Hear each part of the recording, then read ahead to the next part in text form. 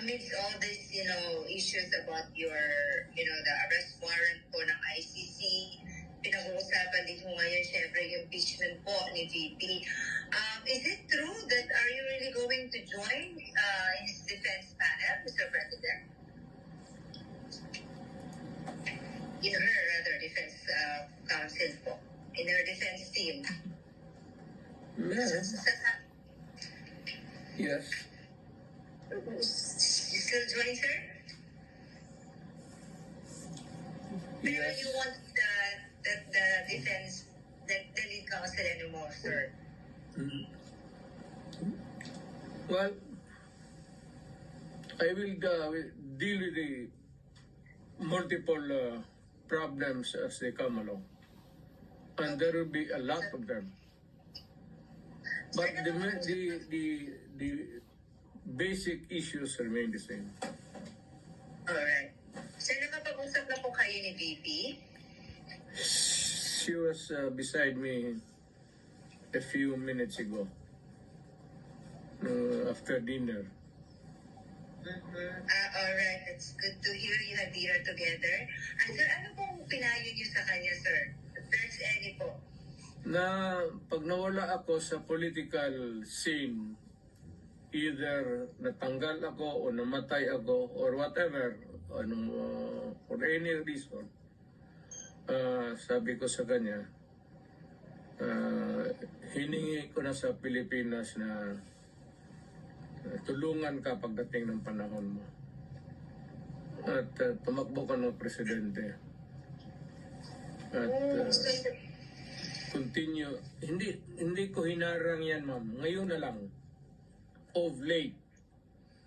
Because I think I'm pretty with this kind of problem pa ulit-ulit. Sabi ko, sige, sundin mo na and for all the unanswered issues, ikaw na ang magpatuloy ng sumagot.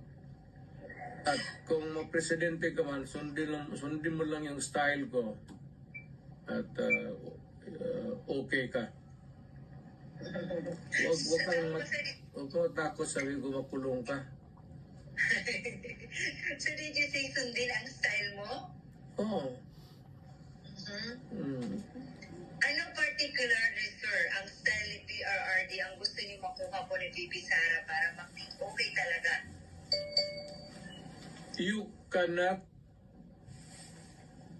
change the Philippines overnight into a trouble-free country. But you can minimize the misery of the people in the hands of the oppressors and the criminals and all. Pwede mo na rin patayin lahat para isang hearing na naman. Sir, kaya yung mga ganyang salita mo, sir, kaya Anyway, sir, Tama yan. sir, napag-usapan niyo ba ni VP about sa kanyang impeachment, sir?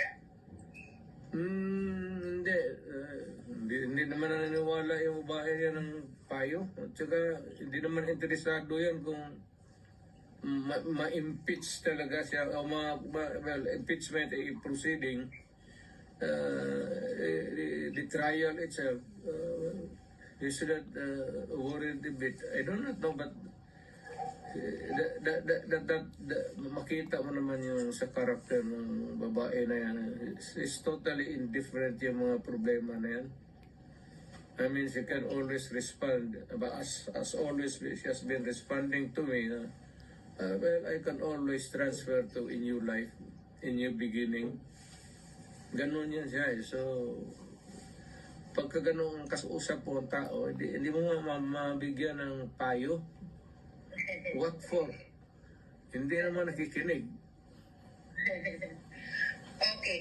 Sir, what made you change your heart? Kasi alam namin nung una, lagi niyo pong dinidiscourage si Ma'am Inday na wag talagang tatakbo kasi you've been there. Alam niyo, ayaw niyo siyang mahirapan. What made you change your heart and mind and now you're convincing your daughter to run na po for president? Why the change of heart po? Para yung... Well, she truly loves her country. Dapat gawin niyang gawin. At this time, at this point in time, when paalis na ako at patanda na.